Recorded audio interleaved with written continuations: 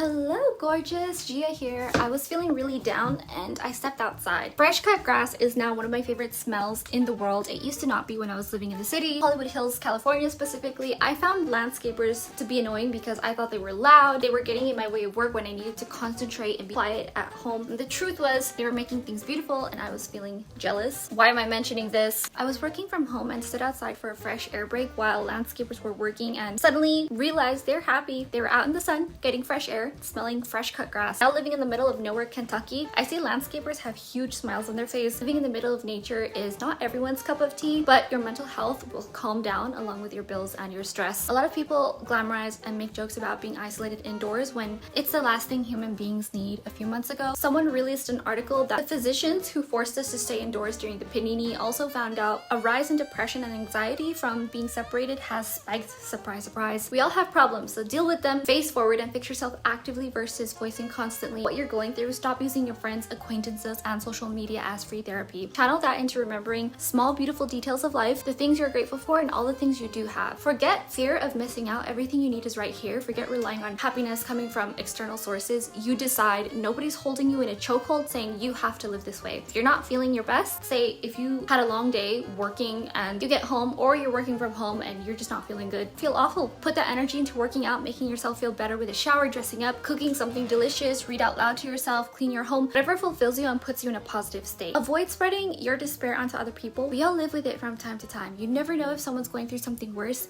and it makes things worse for everyone, including you, because misery loves company. It sounds cliche, but it's so true. And there was also a conjecture released a few months ago from a lifetime of study of people who are stressed shorten the lives of others around them because they raise cortisol levels of other people also. You're better off going for a walk, staying hydrated, naturally making your hormones feel rejuvenated rather than getting fake highs like from junk food, watching movies. So do natural things like creating positive memories with everyone around you that you encounter. Be encouragement that you need. You never know who needs it. I'm not saying to smile all the time on the outside with a really wide and bright expression. That will come naturally as a symptom of doing all of this as a habit. I'm saying focus on what you have no matter how small. Practice this and don't take it for granted because it's so easy to spiral. Simple things will win you over. It's true when they say the best things in life are free. That's one of the many reasons why I moved to the middle of nowhere where nobody can bother me. And I make a truly great effort to contribute to work, clubs I'm involved in, and meaningfully spend quality time with others. Everything is an hour away from me, so I have to make everything worth it. It's one thing to hang around and spend time with friends, but it's another thing to intentionally make someone's day and be cheerful. Generally speaking, you never regret being kind. Sure, every now and again there will be an exceptional story where a person did you wrong or took advantage of you. See that person less.